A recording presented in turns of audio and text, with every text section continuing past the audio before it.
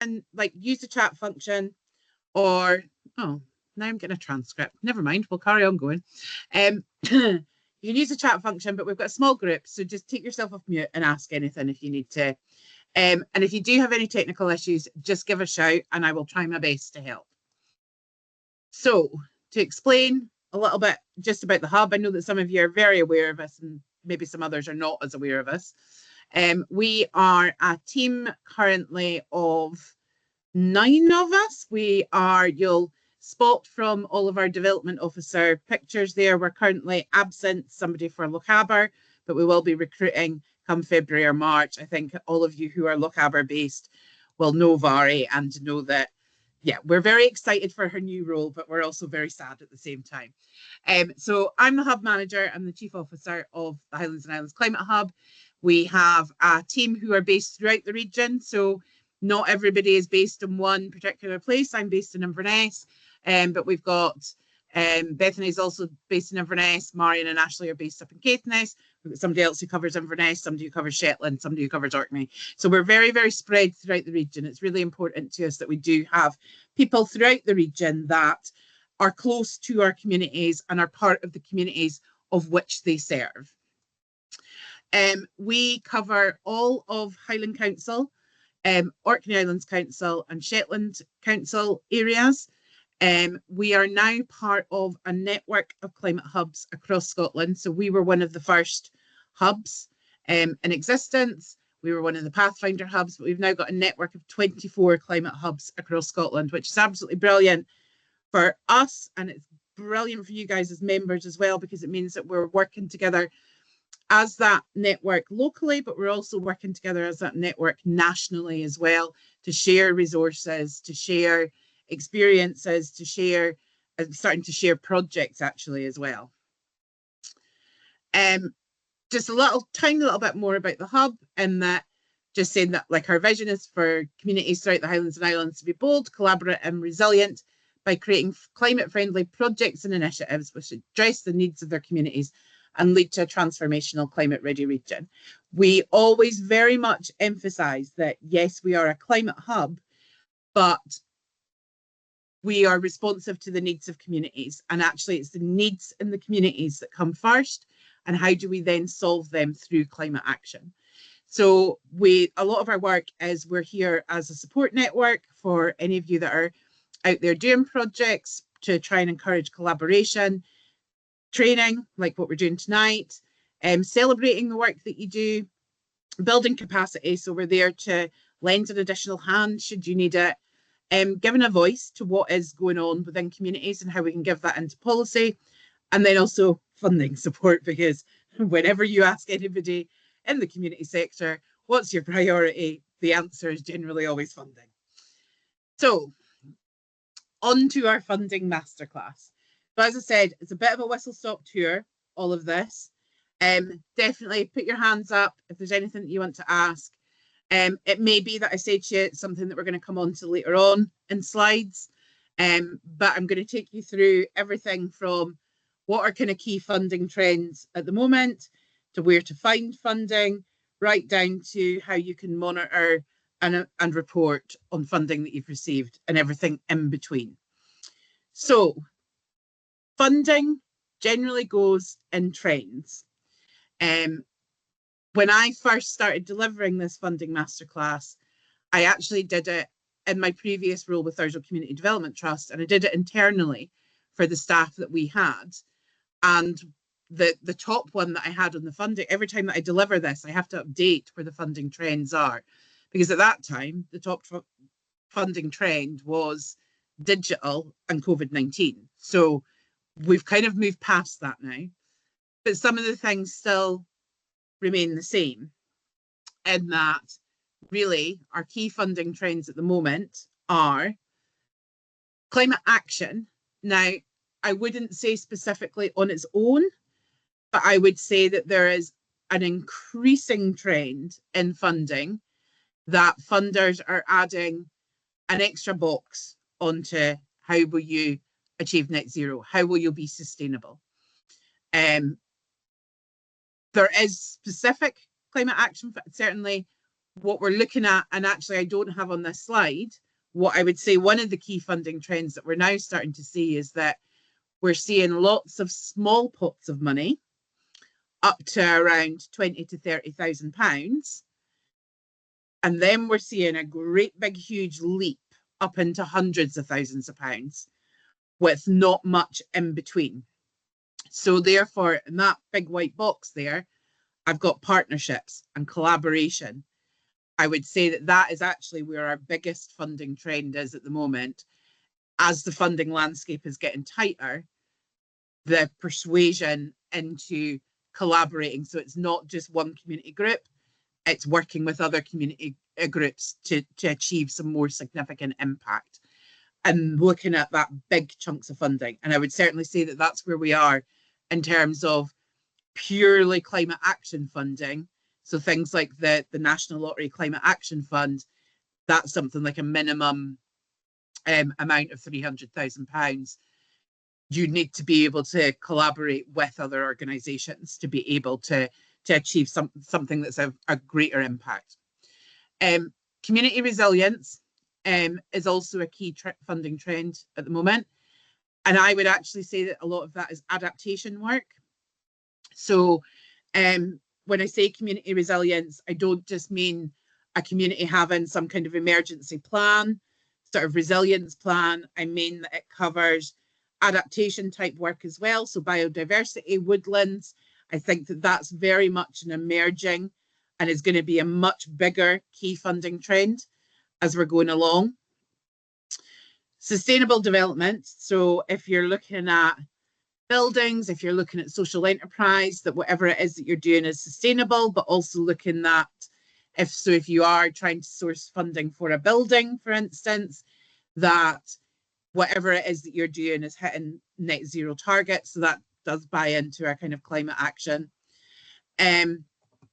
Mental health and well-being, very much a key funding trend, and it has been there for a long time. Similarly to youth employment and reducing inequalities. I think that something else to very much bear in mind is that none of these things are independent of each other. So if we're looking to try and reduce inequalities, quite often you can do that through a climate action project. If we're looking to improve outcomes for young people in terms of giving them skills and experience, we know that we can do that through green skills, so which could be conceived as climate action. So much things work holistically together, which I would also say is a key thing to bear in mind when you are applying for funding, in that sometimes I think that we get ourselves maybe stuck in silos. So pardon me giving the example, Garance, when I know that you're a woodland, but you would think that, you could think that, well, I'm just going to apply for woodland funding, but actually, no, you could be applying for funding that's billed as mental health and well-being funding, because being in a woodland will improve your mental health and well-being. So it's kind of like saying that don't stick yourself into a box thinking that this is what our lane is. There actually is probably more funding that's open and available to you if you can be creative around the way that you're applying for it. Active travel is still a key funding trend. We don't know completely yet what the Transport Scotland budgets look like for the next year. A lot of Scottish Government funding is up in the air. However, there has traditionally been a significant amount of funding that has been put into active travel, and I don't see that that's going to disappear anywhere in the future. Like I said, I've got up in there that box about partnerships. Definitely funders want to see more collaboration between community organisations now.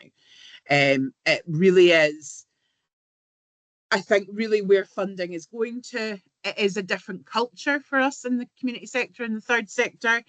Back when I started writing funding applications, you did not tell anybody else what you were applying for in case they had a similar idea and they were applying for the same funding. But I think that definitely the culture is to have less, for us to be working more together and to be collaborative in the funding that we're putting in, which is a huge culture shift for the sector, because it has been based on competitive funding. And it also is, you know, there is a realization it's very, very hard when quite often you're just trying to keep your organization alive, to be trying to engage and build collaborations and partnerships, when actually what you really just need to do is be able to pay for staff and to turn the light bulbs on. So it is really tough out there at the moment. It's all well and good somebody like me saying you should be collaborating and doing in partnership, but if you're trying to make your organization survive, we know that it's really, really hard. But that is why we have places like us at the Climate Hub, that we can help to facilitate those collaborations and those partnerships if need be. And we're always interested in hearing from, you know, I've got this great idea, but I don't know who I can work with. We can help you to put those sort of things together. The other key part is evidence-based. As the funding landscape becomes tighter and tighter, it becomes more important that whatever you are applying for, that you have some form of body of evidence. Funders are looking for some form of body of evidence to say that this is an actual need. So whether that is in the form of community surveys, whether that is in the form of case studies, that you've got something that can back up as to why this project might be needed, as to why this funding might be needed, and that you do have a body of evidence. I'll come on in a bit when we talk about writing funding applications and what kind of evidence you need, but definitely they want to see that you have some form of evidence. So the next one, where to find funding? Well, lots and lots and lots of different places. Sorry, I did say I was going to pause. Was there anything that anybody wanted to ask about the previous bit about funding trends? I was just going to say, I also noticed you said that there was, you know, the small pots of money up to thousands, and then it makes this huge leap. I've also noticed that they're asking a few applications that I've looked at recently, the minimum income of a charity or an organization is also going up, which is cutting out. We're under, like Dunnet Forestry Trust is, you know, we're well under 100,000 a year. But now I'm sort of like seeing that the minimum that an organization needs to bring in is 150k a year to apply for the fund. So I've noticed that bit's going up, which is also shutting out us smaller charities out of it as well. That's good to know. Thank you, Garance. I actually sit on a national funders forum now. So that's the kind of information that we're looking to hear, because there was for a while where it could be the reverse, that organisations that had sort of over £250,000 worth of income were prohibited from applying for certain funds, because we used to suffer from that at the trust quite a few times, particularly some of the mental health and wellbeing funds, that if you had over that kind of X amount. But that's interesting to know that they're kind of saying you need that minimum amount of income, because that will preclude, that will preclude new organisations as well.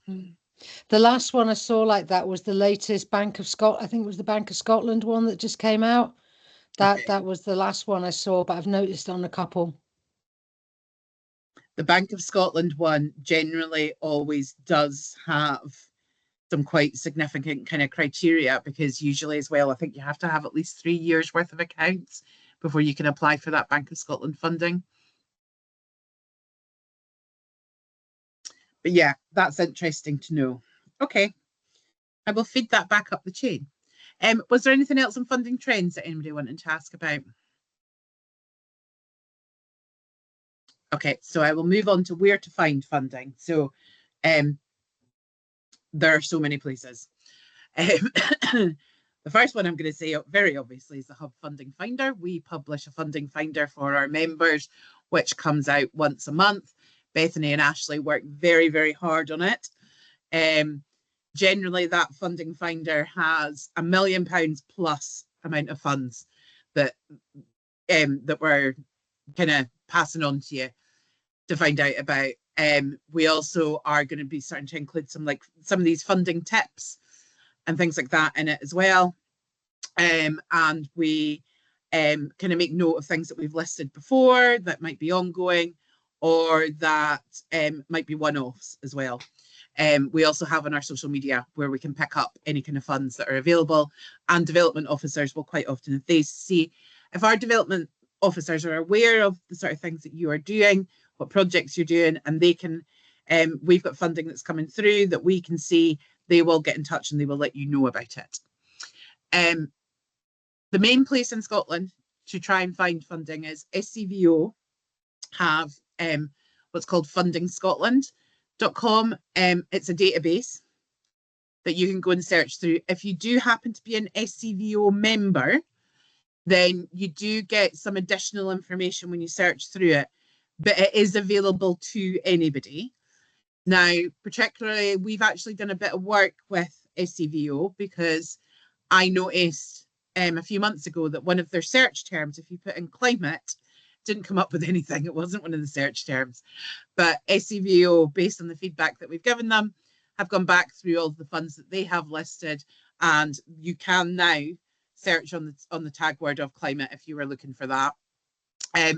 Funding, I've always found Funding Scotland to be a really, really good resource.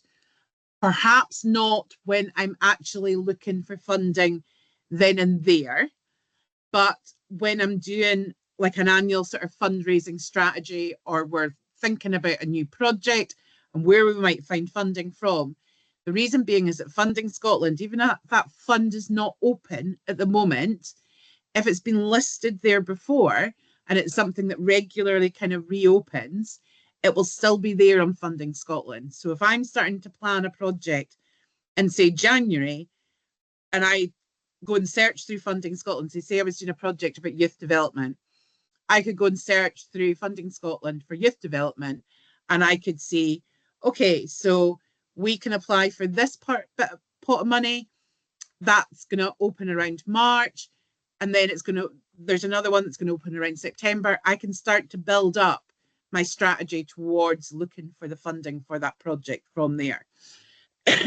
Another good thing about that, and I have it listed down at the bottom there, awareness of other projects and who has funded it. That's another good thing, is so that on Funding Scotland, because you can just go and search and you can find funds that are even closed at the moment, you can go and have a look at them. Funders all have their own websites. They all like telling people who it is that they funded. Anybody who has been funded will know you need to put logos on, you need to tell people about it. But you can go and have a look then on that funder's website and see who have they funded in the past, what have they funded in the past, and then get an idea for, well, is my project similar to that? So you start to get a good idea for what it is that they may fund, and you can use that as a basis of information. But it's really good when you're trying to build up different funds where you might be looking at different stages of a project. The next one we list is the Argyll and Bute Funding Finder. Now, I should be just telling you, just go and use our funding finder, but the Argyll and Bute Funding Finder, I will send you, you will get the link when you get the slides, is, I think, just, I don't know if it is a secret. I don't think it is a secret, but it's, in terms of community development in Scotland, that it just gets shared about. People just go, it doesn't matter if you live in Argyll and Bute. And it doesn't matter. You can get sent it anyway. It comes out on the 1st of the month without fail. It is a color-coded PDF. Some of the funds that are listed in it are local to Argyll and Bute, but the rest are not. And it's got fantastic different categories. It's a really good, it's usually only about 5 to 6 pages long, so it's not huge. You just need to go into the Argyll and Bute Council website, and we will send out the link. And it's a fantastic resource to get, because it's there religiously the 1st of the month. Really, really good funding finder. You'll find that lots of newsletters will also have funding opportunities in them. So that we certainly in our newsletter, so we've got the funding finder, but we'll generally have a couple of funding opportunities in our newsletter as well. Scottish Communities Climate Action Network, they usually have funding opportunities that are on their newsletter. Similarly, so do the third sector interfaces. So do things like Scottish Rural Action, Community Land Scotland, like lots of them will publish funding opportunities within their newsletters. Scotland's Towns Partnership also publish a funding finder. You do generally have to be a member, but you can access it via their website. If you are if you really want a document to go through that has a lot of funding opportunities in it, it's about 60 pages long, and it does come out once a month. There is a lot of funding that's in it. I would say probably if you're looking at bigger scale projects, then you should maybe have a look at Scotland's Towns Partnership, particularly infrastructure projects. Foundation Scotland manage a large number of community benefit funds across Scotland. They also have, so generally it will be local community benefit funds that Foundation Scotland are managing, but they do have some Scotland-wide funds as well. So it's worth having an awareness of what Foundation Scotland might be managing in your local area, or if there's national funds that will work for the project that you're doing. Making use of networks like this, any other networks that you might be part of, they will generally let you know when there are funding opportunities. If you are, say, for example, a member of Development Trust Association Scotland, they will generally get in contact, similar to our development officers will get in contact with you if they can recognise there's a funding opportunity that suits your project, suits your organisation. And then having an awareness of the main funders. So we have some really big funders. Garance has already mentioned Bank of Scotland, but Bank of Scotland is one. The National Lottery, obviously, but it's worth being aware of what their funding strands and funding strategies are. Similarly, the Robertson Trust is a big funder in Scotland, and they publish a funding strategy. So you'll see what their kind of key trends are for a long period of years. Other funders like Garfield Weston, Esme Fairbairn as well, you'll be able to see what their kind of trends are in terms of what they're planning on doing over X number of years. So it's good to have, if you are certainly looking at a bigger project, it's good to have an awareness of what the main funders are looking for and what their focus is or what their strategy is. And yeah, have a look at, so if you are at the beginning of planning a project, have a look at who else might be doing a similar type of project and who's funded it in the past. That was certainly one of the ways that I started off in Thurso was, well, we want a community growing space. Well, who funds community growing spaces? We've got public toilets. Well, who funds public toilets? We want to have a refill shop. Well, who funds refill shops? You know, it was always like, let's go and try and find another project and who's funded it in the past. Would that be something that works for us? You know, there's a reason why when you do get funding that they ask you to put the logos on, is like they're actually advertising themselves as a funder. So use that ability to try and find out who it is that's funded things. We do as the Hub and many other organisations like us do it, like a kind of like peer support. So if there's something that you're particularly interested in, we might be doing a skill share on it and we would have somebody along who's already been funded. So I think we've done a community woodlands one and we've done community fridges ones. So things like that you can find out from others who it is that's funded their projects and how it is that they've kept them going. Any questions about where to find funding? Okay.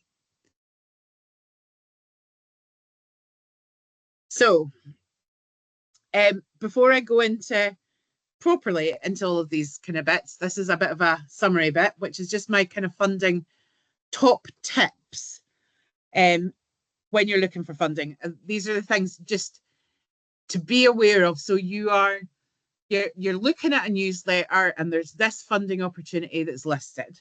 What are you going to go and check first of all when you see that funding opportunity? To me, it is always, first of all, go and read the guidance on the funding.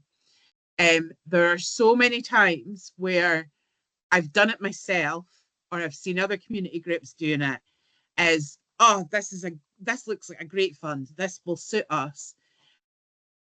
Go and send it to loads of my colleagues, the board, whoever, and then somebody will come back with, did you read the small print on that, Joan? Don't think we can apply for it. The example that Garance has given already of the Bank of Scotland saying you've got to have over £150,000 income to be able to apply for it. The one that always sticks in my mind constantly is there's a rural tourism infrastructure fund. Now, when I was a development manager in Thurso, we were obviously looking at tourism type projects because we were whole town based. And I don't know how many, I think I was sent the Rural Tourism Infrastructure Fund by Highland Council, by Highlands and Islands Enterprise, by just about every single member of the board, by just about every single councillor that covers the Thurso area. And every single time I had to turn around and say, we don't fit the criteria because it is only for settlements of less than 4,000 people. Thurso is a town of 7,500 people. So we can't apply to the Rural Tourism Infrastructure Fund. The one that always sticks in my head is it is whenever you see if this fund looks like that, it's the next greatest, best thing, get in there and read the guidance notes on it, read the criteria on it before you start getting yourself excited, because there may be something that precludes you. The other example that I've generally always given is that certain organisations can get precluded because if you've got more than £250,000 annual income. So for a lot of our development trusts, some of those smaller funds don't work for them, whereas we've got the opposite with that Bank of Scotland one, in that you've got to have £150,000. Some of the other things that you might see is one at the moment is the Energy Redress Fund. You have to have X amount, you have to have a significant amount of reserves to be able to apply under the Energy Redress Fund. There are others that I've seen that you need to have a number of years. So the Bank of Scotland one again, you need to have a number of years of accounts to be able to apply for it. There are a lot of funders that will look for at least 1 year of accounts before you're able to apply. So it's important to kind of just check the guidance. You may also need to check in terms of what legal structures are accepted. So generally, most people are charities, but we might have a few of you that might be community interest companies. It's less so now, but it used to be that community interest companies couldn't apply for some funding, whereas it's a lot more open now for CICs. But always go and check that guidance before you start getting yourself too excited. The next bit is in terms of revenue costs. So when you see funding opportunities, so the council, this happens quite a lot with council funding from Highland Council or Orkney or Shetland, where we talk about either revenue or capital spending. So for some funding opportunities, they are only looking to give what's called capital funding. So that is for equipment, it's for buildings, it's for things that would be considered to be assets. There are other funders that will give revenue funding. Sometimes the funding that comes through Highland Council can be that it's either capital or it's revenue, or you might get a mix of the both. Revenue is salaries. Revenue is operating costs. Revenue might be small pieces of equipment. It may be laptops for a member of staff. But it's important when you look at that funding opportunity, is it giving revenue or is it giving capital? What's your project? Because it might be great. So good example is a community growing project. We can apply for money for a polyclub, but can you apply for the funding to sit alongside it to have a gardener to show you how to grow anything in that polyclub? So it's important to look at, are they giving revenue? Are they giving capital? What's the split between? Because sometimes it might be a fund says that you can apply to have XYZ, but you can only have 20% of revenue funding, and that's not going to pay for any salaries. Another way that they might split it is project funding, salary costs. But in terms of that revenue and that salary, so revenue just about always means salaries. how much do you need to budget for it? So there's no point, and I do come on to a bit more in detail about this, but if you are going to put in a funding application that a member of staff is going to cost you £20,000, that's what their salary is. Is that what they're going to cost you? No, because you've got employers' national insurance, you've got pension, they might need a laptop, they might need travel costs, they might need all of these things. So it's not a salary of £20,000. They're actually more likely going to cost you about £28,000. So it's making sure that you do budget for those things properly when it comes to salaries. Match funding. So again, this goes into, I do talk a bit more about match funding, but again, this goes into always read the guidance. There's this great new funding opportunity. They're offering £50,000 over 2 years. That's what it says on the advert that you've seen on social media. Yet then when you go in and have a look at it, you need to have 50% match funding, or they're saying we're a 50% intervention rate. They'll use words and phrases that's like that because they want to see that you have another funder in place. So there are quite often some of the wind farm funds, SSE Sustainable Development Fund, there are the lottery will want to see potentially that you have a match funder. For the likes of Garants up in Caithness and North Sutherland Fund usually need a match funder. So it's very much checking that when you look at the criteria of, do they actually require somebody else to be funding this as well? Some funders are nervous around giving 100% of project costs. They want to see that you have funding from somewhere else. It also does make for generally actually a stronger project if you've got different funders in there. But yeah, it's another thing to very much check on that criteria. When you do come to write your funding application, we'll go through this a bit more. Be clear, concise, and tell a story. Funders do not need to know jargon. They do not need to know fancy words. They just want to know how it is that you have arrived at. So the evidence as to why this is needed, what it is you're going to do, and what's the impact that you have. I think people feel intimidated by funding applications and feel that you have to have all of the kind of necessary jargon that goes along with community development. You absolutely don't. You just need to tell a story. That's generally what funders are looking for, is an engaging story that they can see what it is that you're going to deliver. I was told this so many times as a development manager and still spend a lot of time writing these funds. And I'm not saying don't spend time writing your funding applications, because please do. But now sitting on the other side, where I evaluate funding applications that come through either for the hub or through other organisations that I'm part of, it is absolutely just tell a story. You don't need all of the fancy words. Just be clear as to what it is that you're doing. I do come on to it, but one of the ways to do it is find a critical friend that knows nothing about your project. Ask them to review them. When you're writing outcomes, for them to be smart, so for them to be measurable, and we'll cover that in another slide. And then have an awareness of your community as well. So I have seen funding opportunities where they will only fund for communities that are in the top 10% of multiple deprivation in Scotland, but I'm seeing less of that now. But having that kind of general awareness of your community. So the Scottish Index of Multiple Deprivation will give you statistics on your community. You'll also find things in community planning partnerships and locality plans. So is there a need for what it is that you're trying to do within your community?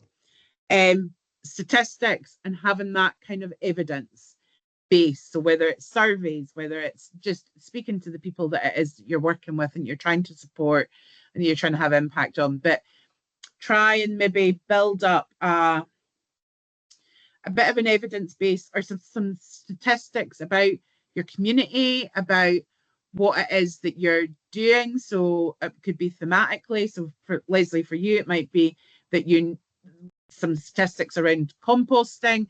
Like I know that you'll have that kind of information, but just build up a bank of it. So you're not having to go and find it every single time. Build up a bank of it. What I used to have when I was writing funding applications all the time in Thurso was I just had a Word document that I had compiled all of the different statistics and things like that that I would need, so that I wasn't having to go and search for them every single time. And I could just bring that up and I could pull out whatever bits and pieces it was that I needed. I'll come on to it in a little bit as well, but just writing different, I mean, I was obviously a development manager and was working on different strands of projects. So I would have different statistics that I would use for a tourism project, as opposed to one that was for mental health, as opposed to one that I was having for youth employment, sort of thing. But yeah, have that bank of statistics ready for you, almost like a profile of your community or of the area that you're looking for in funding, whether it's woodlands or waste or refill shops or whatever it is that you're doing, because it'll just save you a bit of time once you have that. Sorry, I keep on forgetting to ask him. Oh, now I've gone too far. Right, okay, let me get back. That funding top tips, I am going to be covering some of these things, but does anybody have any questions on any of them?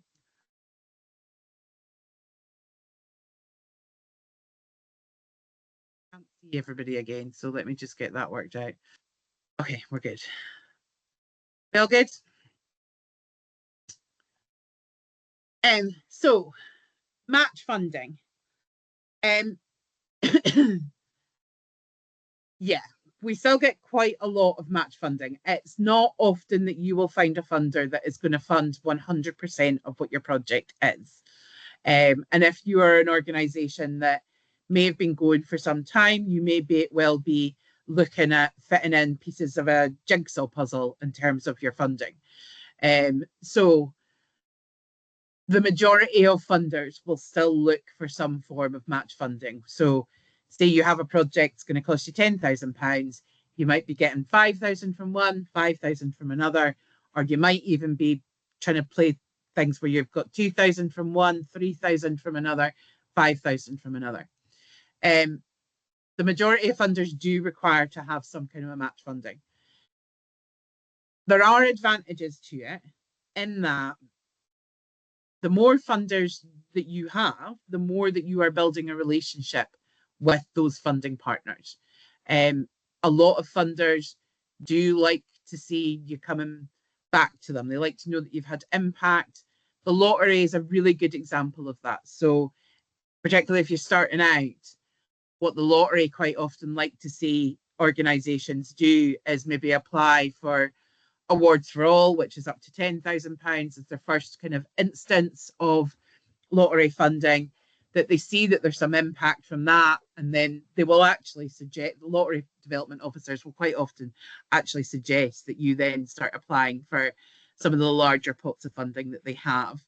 If you go straight in with a large pot of funding, they might then direct you back to Awards for All. So it's almost like an opportunity to pilot things. But the likes of the lottery would like to see that you have match funding in place. One of the big funders in Highlands that comes along every 2 years is the SSC Sustainable Development Fund. They will generally, they won't fund anything generally to 100%, but what they like to be is they like to be the final jigsaw piece. So say you're doing a large project, you are struggling to find that last piece of funding. That's where the SSC Sustainable Development Fund like to come along. They like to see that you've exhausted all other options, and then you can come to them for a bit of funding. The advantages are that there is a stronger application there. You're building that relationship with multiple different funders. There's the opportunity that you'll be able to get funding from them in the future for other projects. The disadvantages probably outweigh the advantages in lots of ways, but it's definitely more work, because those two or more different funders are not going to have the same form. They're not going to ask the same questions. They might not even have the same criteria. So it definitely creates more work. They might also have different outcomes for what it is that, so one may be that funder really wants projects that are really strong on well-being. Another one might want projects that are really strong on biodiversity, and somehow or other you've got to try and combine the two. But it is the nature of funding. I have always been very, very clear in the way that I think about funding is that it is an art form and trying to juggle all of these different things. But when you do find the right matches, the right funders that are actually going to be really supportive of you, it does make for much stronger applications.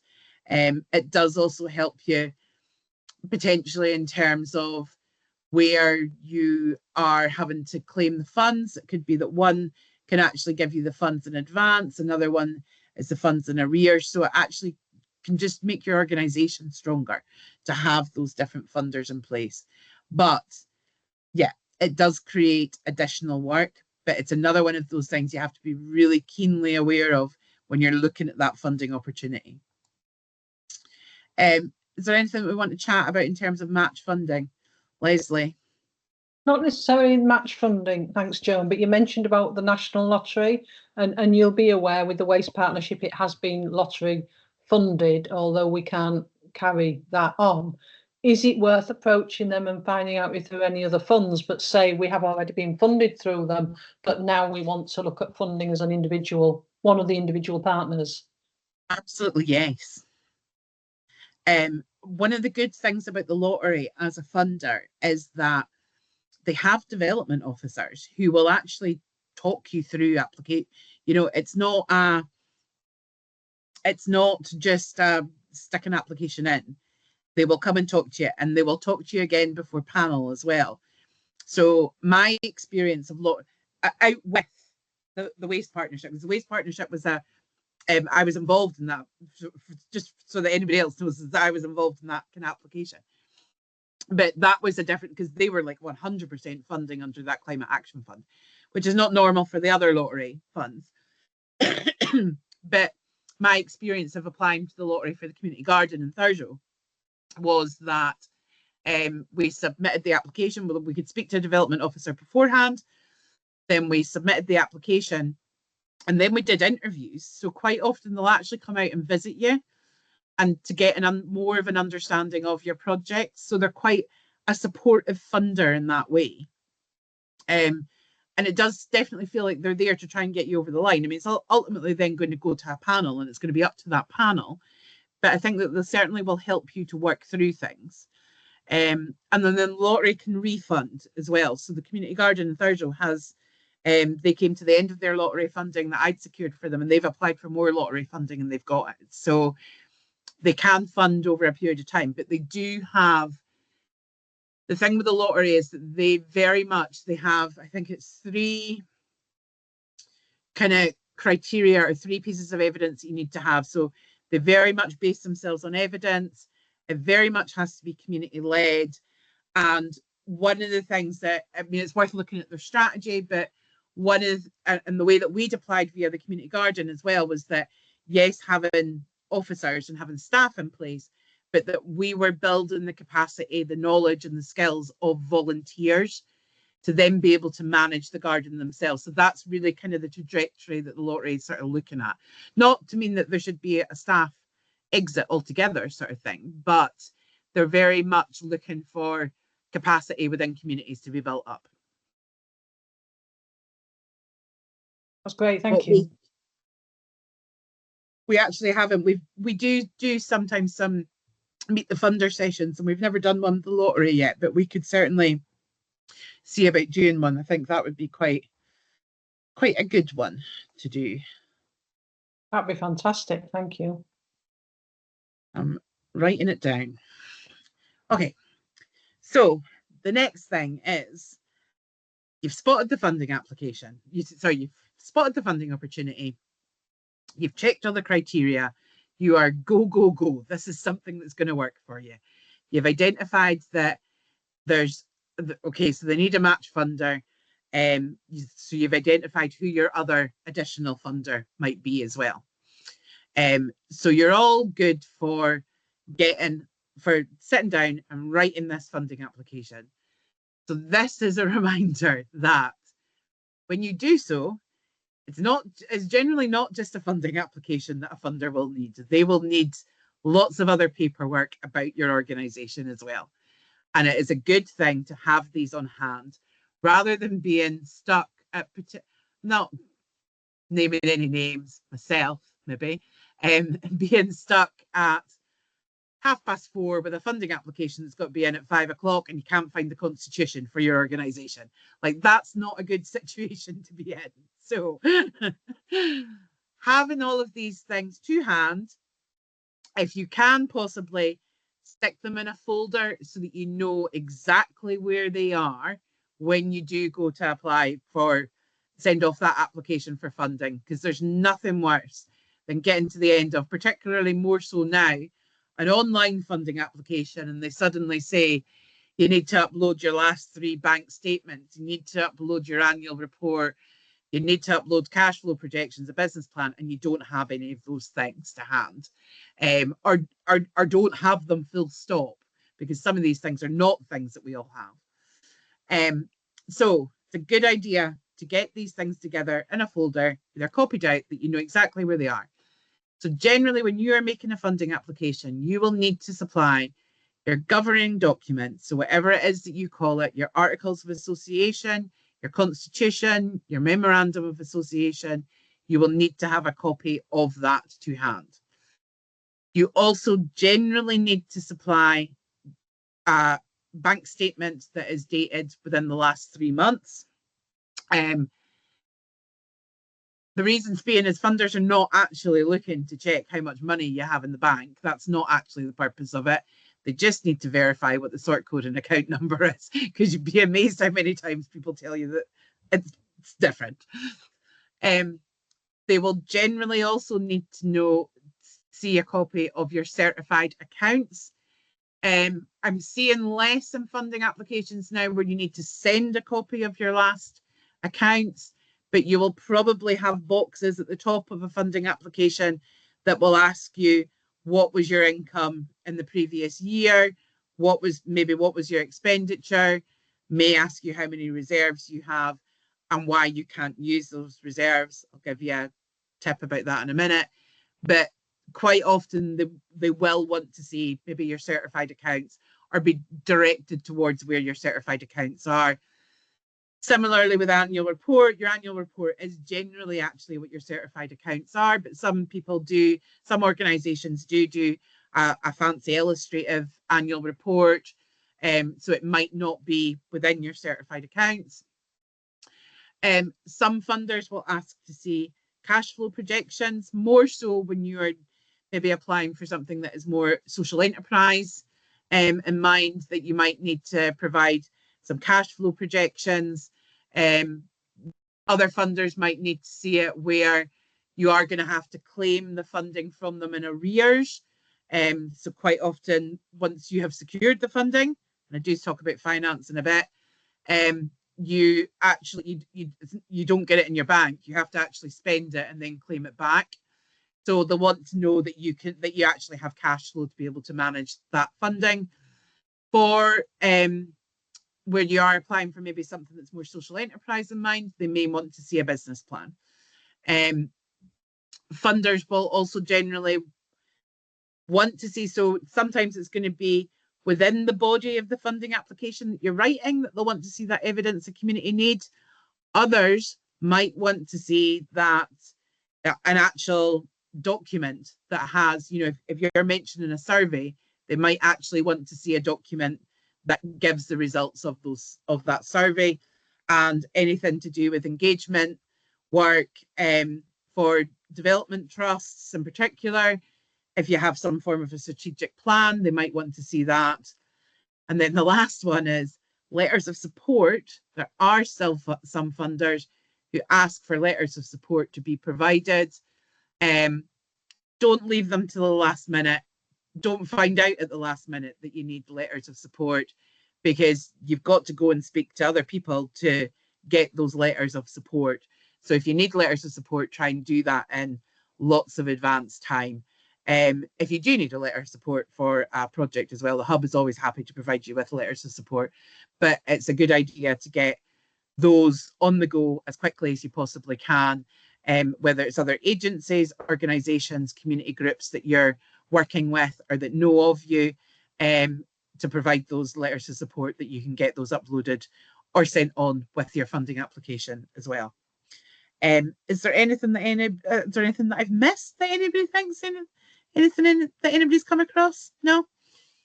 I would always say, like, just get as much as you can in a folder that you know, even if it's copies of things, so that you have it. Particularly when you're, if you're the volunteer and you've got a board, it might be that it's not you who has these things, it's your treasurer or something like that. So just try and get them rounded up as much as you can.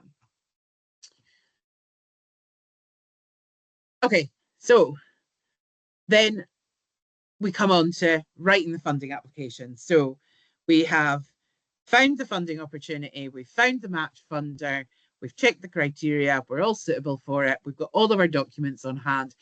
You've now got to sit down and write a funding application. Okay, so do your research on what it is that you're, like, what your project is. Know what your project is. I think is just the first part of it, so that you have gone out and you have looked at, what is this going to reasonably cost us? Are we doing the right project? Is this based on what the community needs are? Is this based on the evidence? Just do all of your research, and on your funder as well. What is it that they're looking to see from your project? One of the things that I said just on the previous slide there is that when you go to write the funding application, you will have those boxes at the top of it that ask you who your organisation is, how many members of your board you have, what your income might be, what your reserves might be. Quite often there is then a box, and you particularly see this on the Highland Council funding, which asks you, why can your reserves not be used for this project? And at that point, you would generally always say, we require to have at least 3 months or 6 months worth of reserves in our bank account, which is why we cannot use our reserves for this project. The next bit in terms of your fund, so before, and different people write things in different ways. Some people like to write the narrative first. I always like to fill in all of the little boxes first. That's the way that I would go about writing an application. So dealing with the financials, first of all, know your costs in detail. So really do have a grip of what it is that this project is going to cost you. And particularly when it comes to, if you're applying for salary costs, again, just to reiterate, whilst you might be thinking this is a salary of £20,000, you have on costs to that. So make sure that you are factoring all of those things in, and that you haven't forgotten anything. I have written funding applications where I have forgotten to add something in, and then we've had to try and either find it from elsewhere or make do amend or shuffle things about. But know what your costs are. When you're applying for public funding, there is less now, unless it's maybe government or local authority, it's less now where you will be asked for multiple quotes if you are doing something to a building. But generally, there is a general rule of thumb for either Scottish Government or local authority funding that if something is over £10,000, that you may need to get 3 quotes for it. You can, quite often in funding applications now, they'll have a box that says why you weren't able to source that number of quotes. And you can generally say that you live in a rural area. So say it is that you need to have some kind of building work done. Quite often we don't have 3 different tradespeople in some of our rural areas that you would be able to get 3 different quotes from. So just tell the funder that. It's also very, very difficult to just get quotes from tradespeople. But where it is some kind of a purchase, the one that always sticks in my mind is when we did the greenhouses development in Thursday, we wanted to buy polycrubs.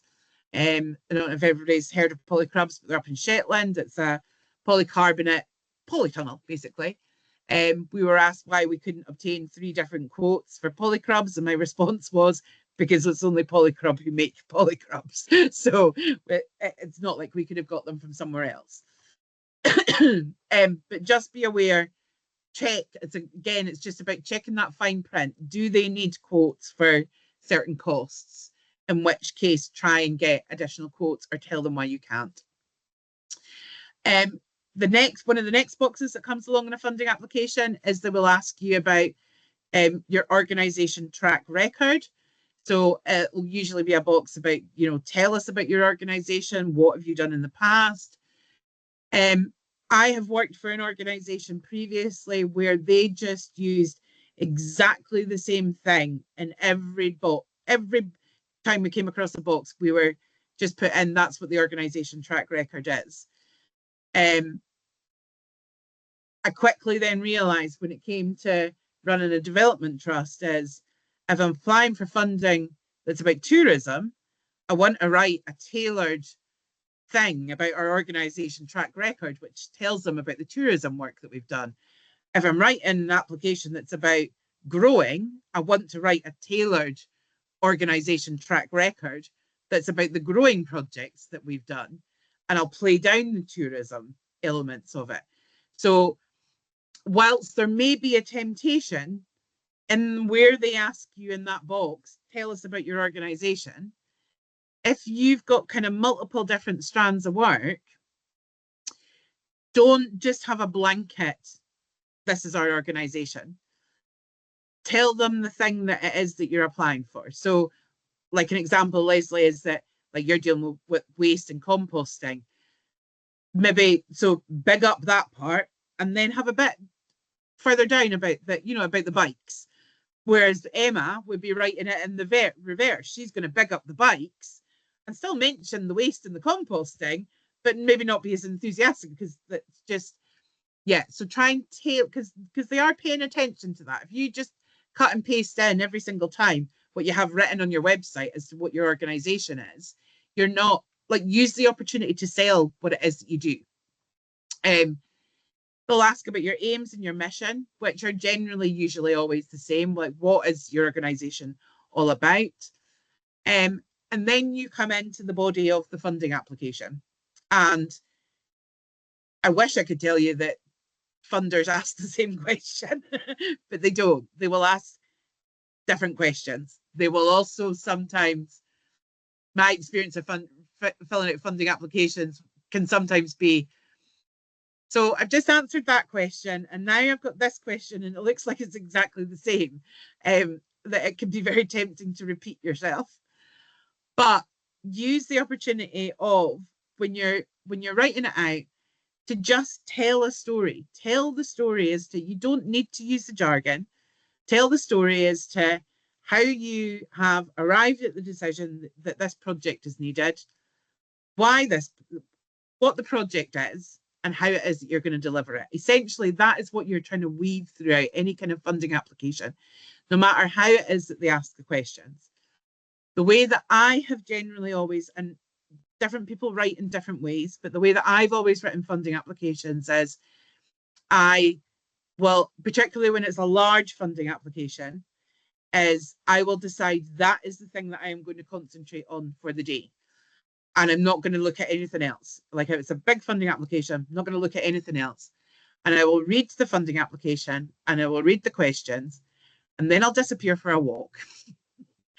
But that's the thing that I'm thinking about all the time. And then I will come back and I will, because I have always found that quite often they're asking the same question, they're just asking it in different ways.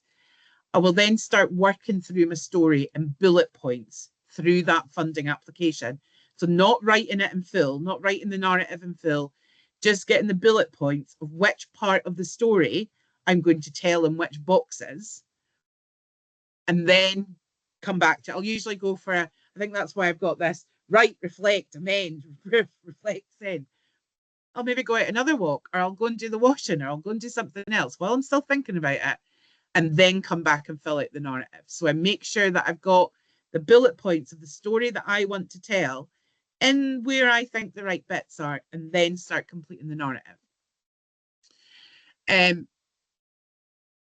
and be as clear and concise as you possibly can in answering their questions as well, whilst also telling your story. Be aware of what the word count is. Some funders, it's not, if you're filling in a funding application and it says 500 words for each question, not all funders are like, they're not looking for you to fill the 500 words, but don't go over the 500 words. But if you have an opportunity to use words, try and use them. So I have also seen, sitting on the other side of things, sometimes it's just not necessary. I've seen people being funded that have only got 2 or 3 lines in a 500 word space. Garrett's space.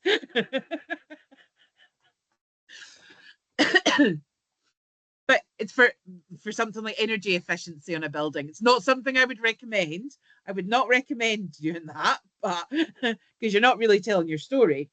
But some projects are just not that exciting. It was for solar panels on a building. It wasn't, you know. But I would certainly say, if you've got a word count, try and use the word count. Even if it is, you can tell your impact from maybe something else that you've done. Just try and use it. But don't go over the word count. When you're doing online funding applications, quite a lot of them won't actually allow you to go over the word count. But I would say use your words, with possibly the exception of Foundation Scotland, who certainly the last time I did a funding application to them, they'll allow you like 2,000 words, and you're like, you don't need to give them 2,000 words. I don't think that they're really actually expecting it. I think it's their online system that does it.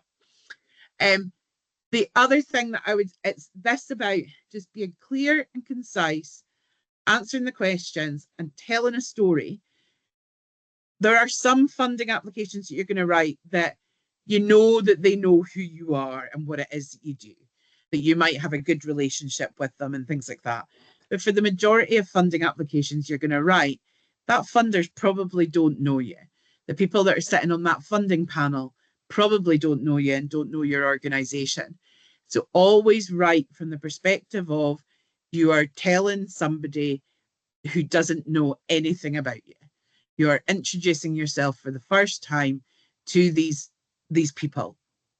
And for that reason, if you have the time, because we know that writing funding applications, you're quite often up to the line and trying to get them in.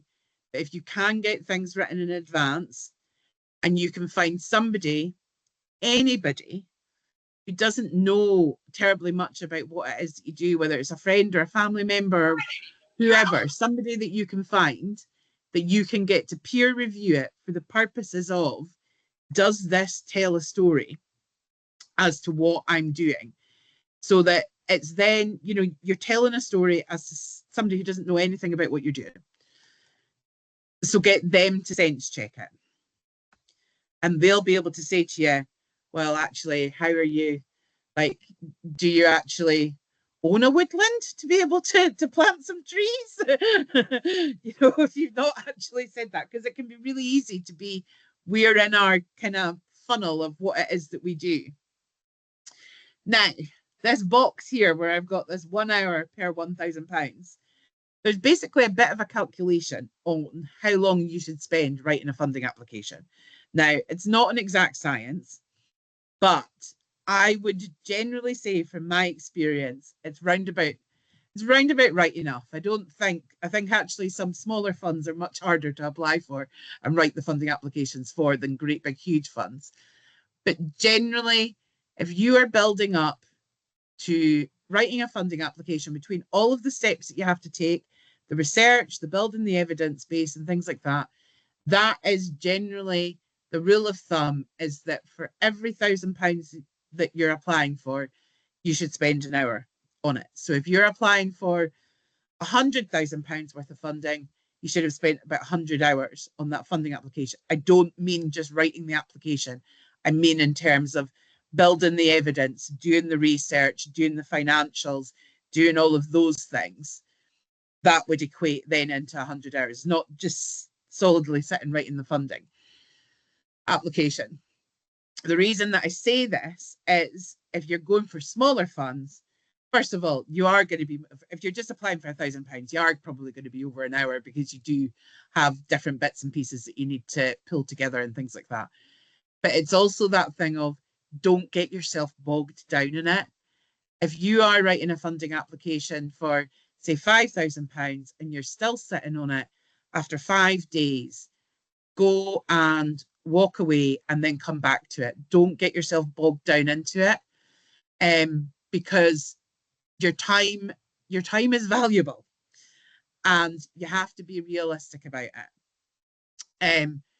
But also realize that if you are going after much bigger chunks of funding, you need to have spent, that funder is really going to expect that there has been the time that's been put into the research and that building the evidence and all of those sort of things.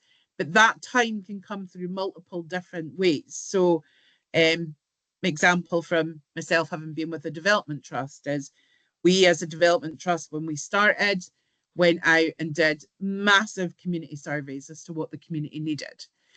We then, from those community surveys, we formed a 5-year strategic plan. That was hours and hours worth of work. But all of that work then meant that I could sit down in an afternoon and write a funding application for £100,000 because I had this massive body of evidence that I could go back to.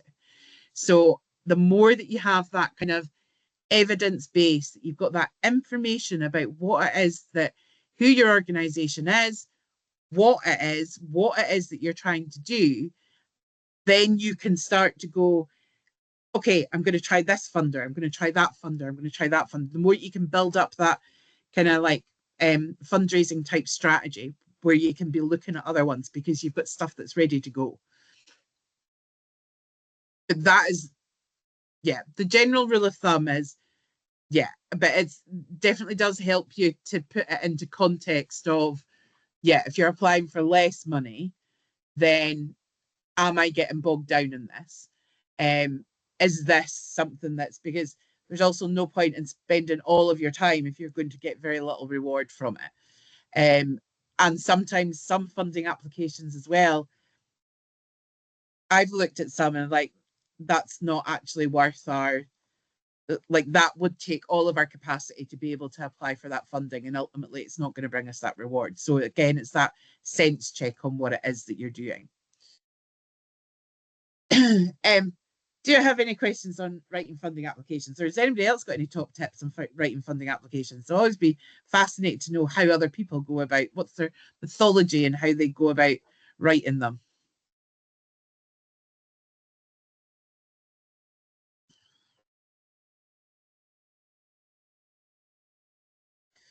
Okay, I'm quite happy to move on then.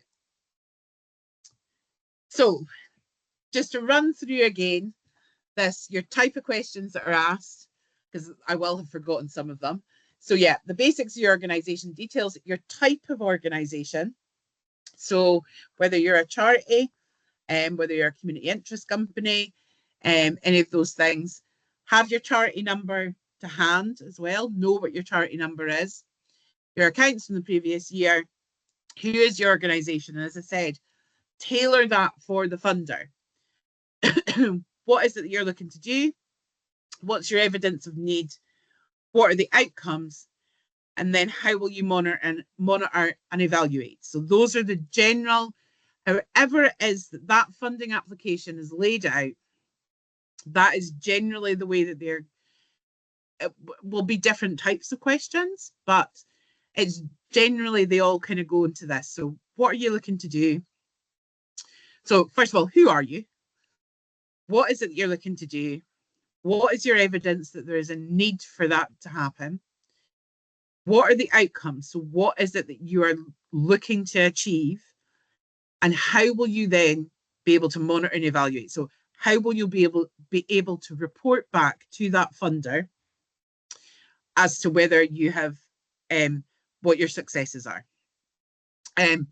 For some funders, they may have actually their own monitoring and evaluation that they provide you with. Other funders will actually ask you as how you are going to monitor and evaluate it yourselves. In terms of your outcomes,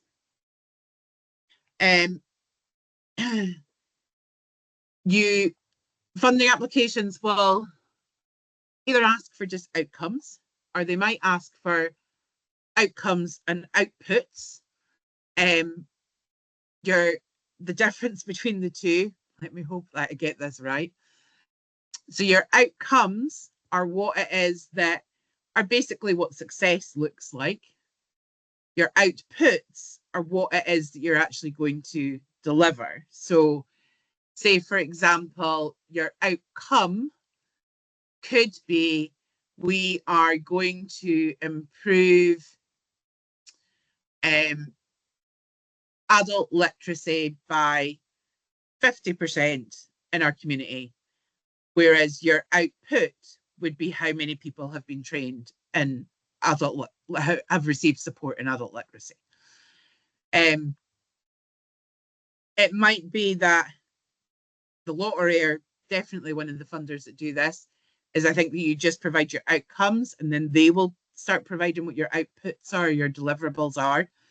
But generally, and these things can overlap as well, because I would always kind of advise to try and use some kind of SMART outcomes.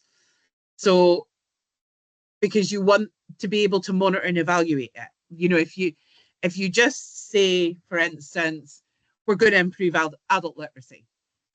Well, how do you then say that, how do you say that there has been a change?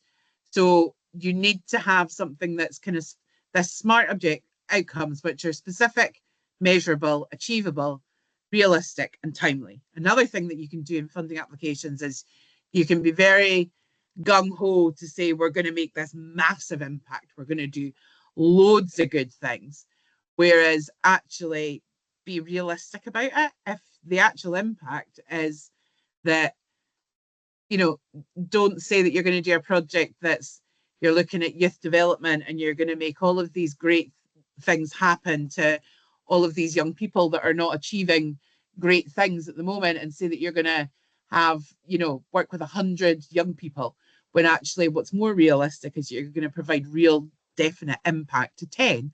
Say it's going to be 10 and that you're going to provide real impact. You know, sometimes we can overfudge what it is that we say that we're going to do, but actually be realistic about it.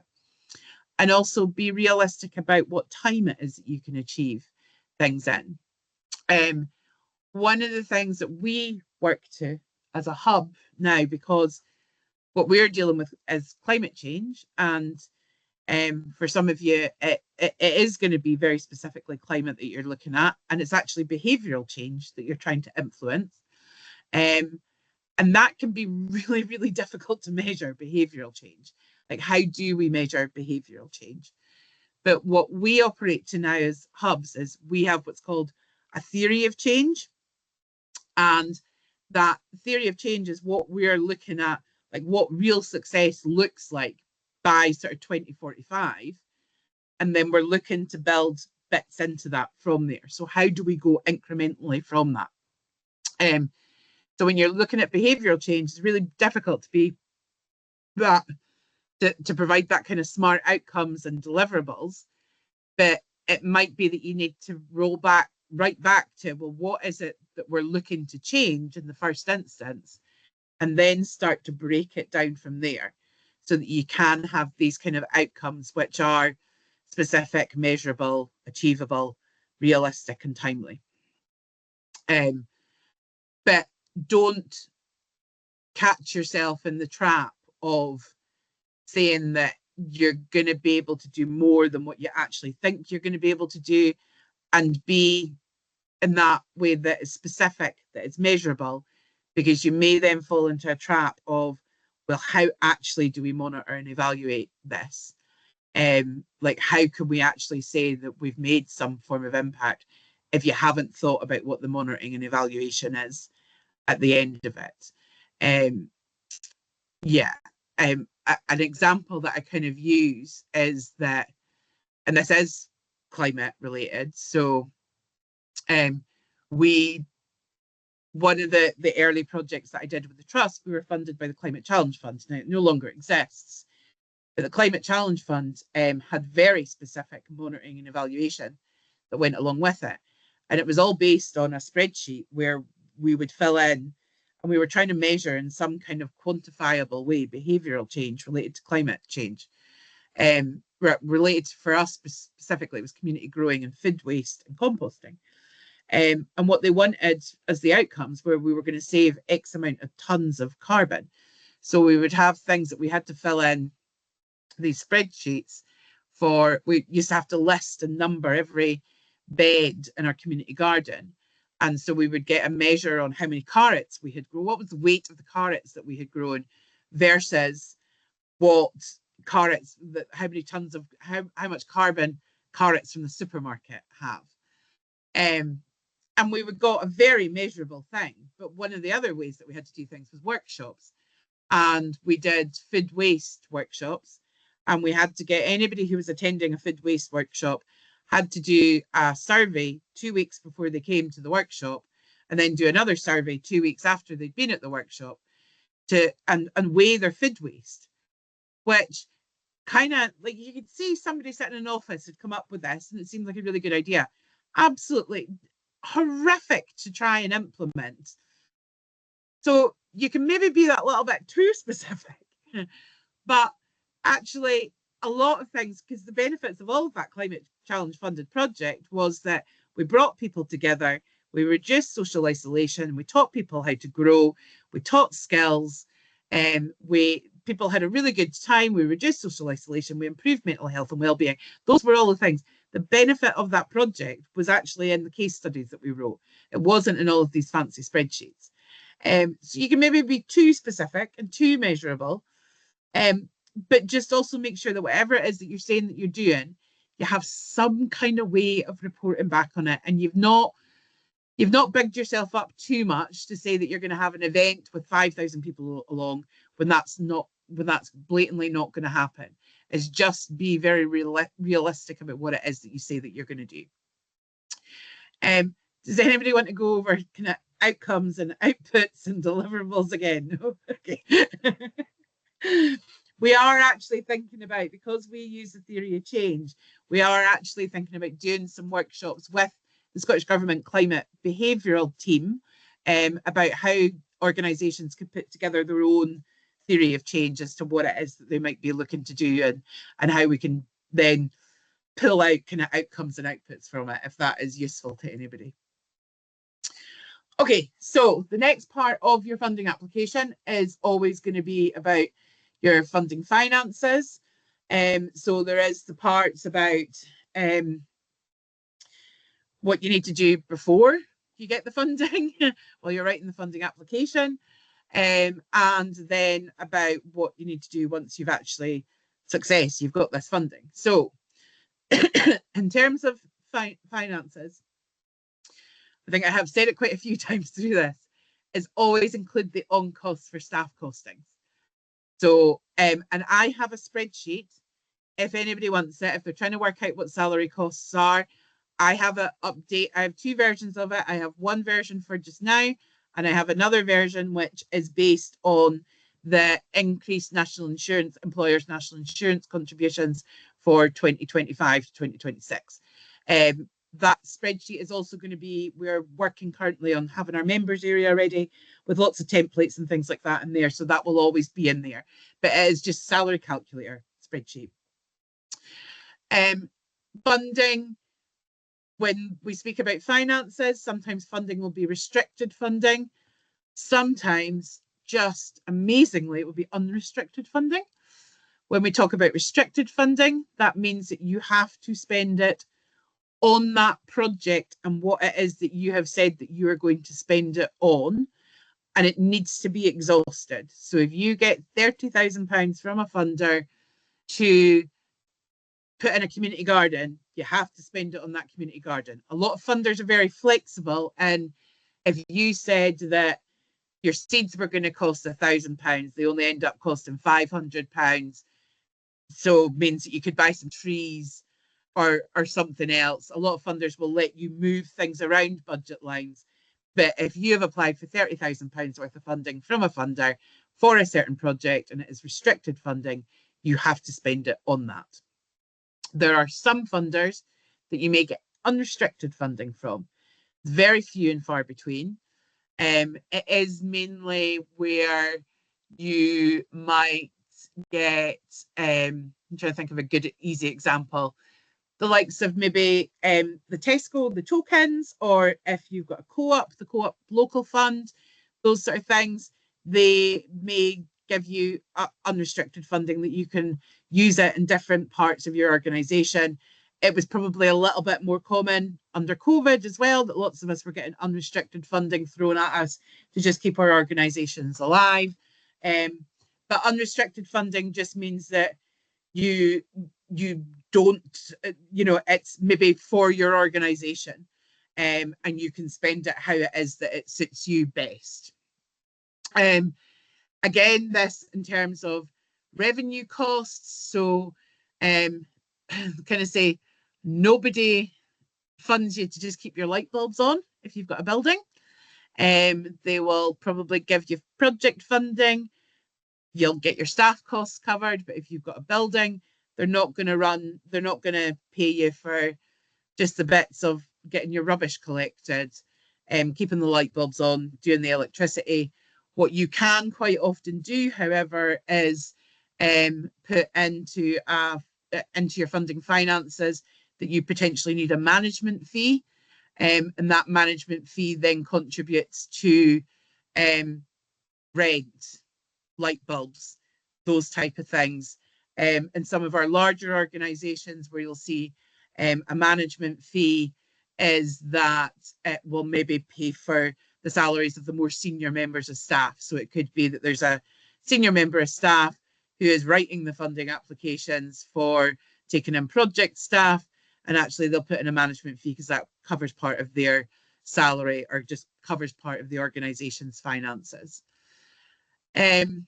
One thing to be very, very aware of is that there are a number of funders who pay their funding in arrears. So great news, you've got that funding application. That funding application's been successful. They're going to give you that funding, but have you actually got the money to be able to support that funding, particularly if you have to claim it in arrears, which is where they're looking to see you spending the money and then claiming it back from them. The very, very first project that I secured 100% by myself, the funding for, was a tourism project in Thurso, where we had funding from what was Leader at the time. Leader was all claims in arrears, and Caithness and North Sutherland Fund, which is also claims in arrears. And we had the sum total of, as a new organisation, about £1,500 in the bank, which we'd managed to get through a little bit of ward discretionary money for something and running a couple of coffee mornings. And we were employing a member of staff. And I think however much money it was that we had for the first month that he was employed, we had enough money in the bank to pay his first salary, which was in the December. And Highland Council allowed us to apply for a 0% interest loan to them to cover us whilst we amassed enough 3 months worth of expenses to be able to claim the funding in arrears. But I remember it was like the 27th or 28th of January, and we were due to pay his salary. We had about £100 left in the bank account and no sign of this loan from Highland Council. And what I'd actually decided to do was, I was getting paid by I was a volunteer at that stage. I was getting paid by my job. Probably at the midnight, I would be getting paid by my job, and I was just going to pay it into the trust bank account, like my salary into the trust bank account, to be able to pay him in the hope that the money would still come through. And what actually happened was midnight, you check the bank, £11,000 from Highland Council. Okay, that's fine, we can pay his salary. But it can come, yeah. You definitely have to check if that funder is like, great news, we've got the funding. Oh, wait a minute, we've got to be able to, we've got to spend £30,000 before we can claim it back. That to a lot of organisations can be like, it's just not going to work. So make sure that you've got the cash flow to support it. Some funders will release money in advance, particularly if it's for salaries. They'll release that part of the money in advance, but then you've got to basically rob Peter to pay Paul all over the place. So very much check that you have either cash flow in place or that you have some kind of a system that you can actually get some kind of advance payment from that funder if it is that you're claiming in arrears. Make sure that you've got systems to record your finances, whether it is a spreadsheet, whether it is one of the online accounting software. There's quite a lot of them if you're a charity that you can actually get free of charge. Not advertising any in particular, but I know that via the Sage Foundation, you can get Sage accounting, cloud accounting free of charge. I think that QuickBooks do the same. So there's lots of different ones, accounting packages that you can get, which are online accounting packages, which work amazingly well. That you, if you are a registered charity, that you can usually access some kind of non-profit scheme to be able to get them. And then the last thing of kind of funding finances is, have you got your numbers right? Have you, particularly if you're filling out an online form or a Word document, have you definitely got the numbers right? Check and double check them. Cut and paste them out into a spreadsheet so that they'll add up for you. But make sure that you have got the numbers right, that you haven't transposed some figures. That's one of my favourite tricks to do, is to transpose some figures and do them kind of the wrong way around. But yeah, double check that everything adds up. I'm just seeing, Emma, you're seeing a percentage range for management fees. It really depends on the funder, Emma. Yeah, it really does. I mean, I would say as a kind of general rule of thumb, probably about 10%, but you can go more. Some funders will actually list it. They'll say that you can apply for management fees, but no more than 20% of the total. So some are more generous than others. But I would definitely say a general kind of rule of thumb is probably around that, somewhere between that 10 and 20%. But it really depends on what it is that you're applying for. Smaller funds may not give you that percentage kind of management fees. But yeah, that would be a general kind of rule of thumb that I would have used.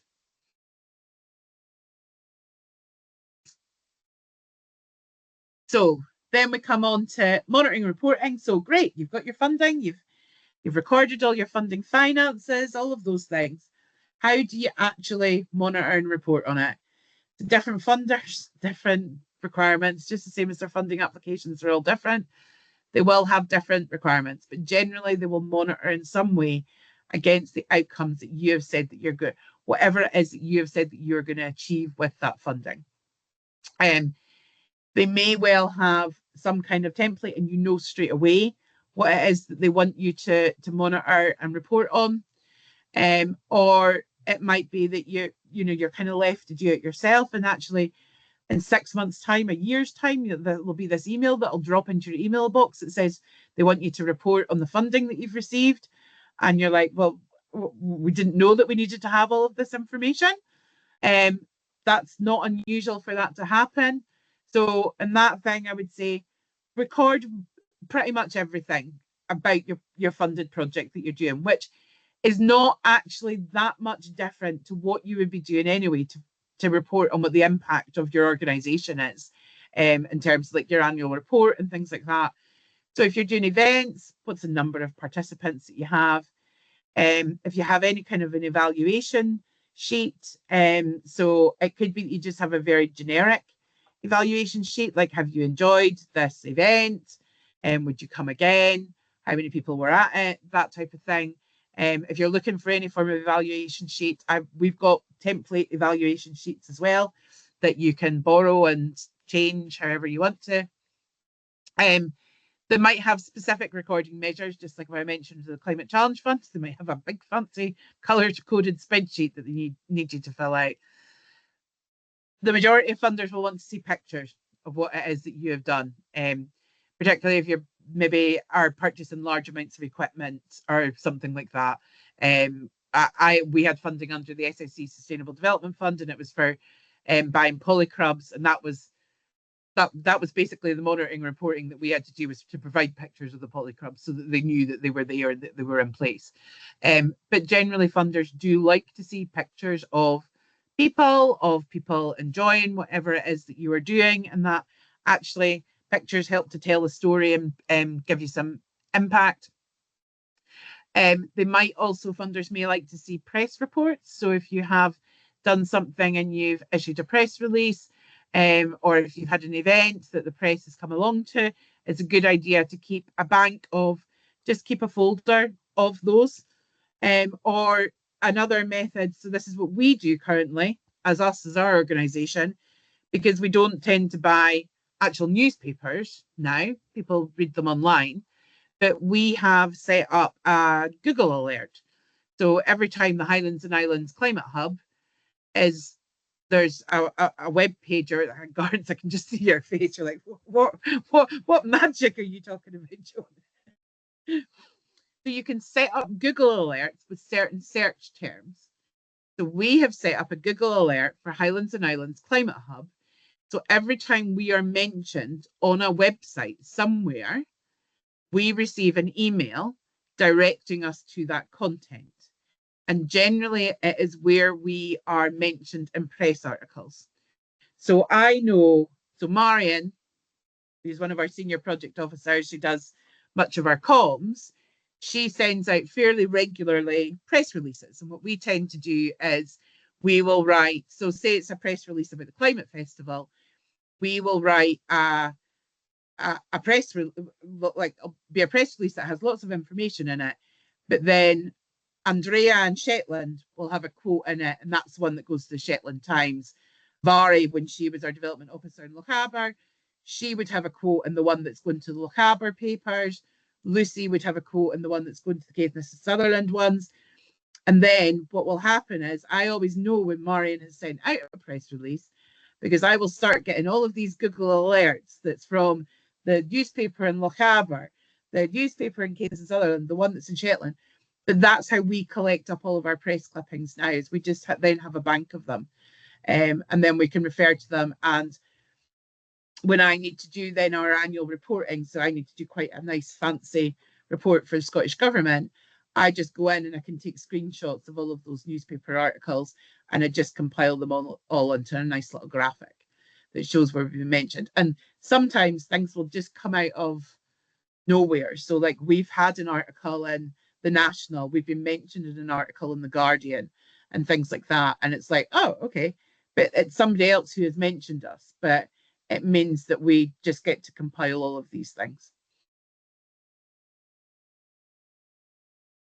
That Google alert, honestly, it's a good thing to do. That's just witchcraft. That's technical that's yeah, I'm going to have to look into that, because that is amazing. Can you do a masterclass on how to set one of those up?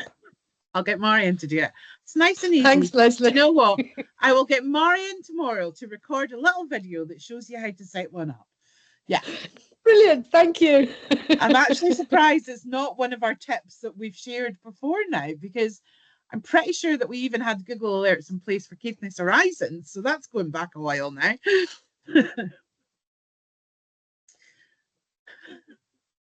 Yeah, it's a good one to do. So yeah, and that helps it. And certainly in this, now, it used to be, when I was at Caithness, when I worked in a museum and art gallery, we used to buy the local paper every week. Like the museum actually used to, and somebody had the job of standing and cutting out the press cuttings from the paper whenever we were mentioned. Whereas you don't, this day and age now, you don't need to do that the same. Set up a Google alert, stick them that they all go into a certain folder into your email. And then when you need to refer back to them to do that funding report, you can go and find all the links to all the press articles where you were ever mentioned. It's great. I also list their social media analytics. It depends on what you're doing. So I definitely, I read about what the impact of the hub is. We have a system where we record all of our social media analytics. So how many likes, what engagement we've had, those sort of things. It is information that you can find quite easily if you've got social media. I think Marion is actually thinking about running some training on how to kind of get your social media and just general social media type. But it might be that a funder will ask for it. It's not something that I've hugely seen, but it is a way of reporting your impact if you've been doing something that maybe is quite digital and you want people to say that, you know, that, okay, so maybe you did an event that you only had. So one of the things that we report is when we've done these skill shares and different online events, is that the nature of online events is you might only have 10, 12 people that come along to an event, but then we pop it onto our YouTube, we send out the link to our members, and then we know that there's another 50 or 60 more people that have viewed it on our YouTube. So it might be different things that you're looking at, or if you're running, say, a campaign to get people interested in something, then you might want to report what your social media analytics are. Always acknowledge your funders, just the same as I'm telling you to use Google Alerts. I can guarantee you that those big funders have got Google Alerts set up for when they are mentioned. Yeah, see? But things like the lottery are big on that.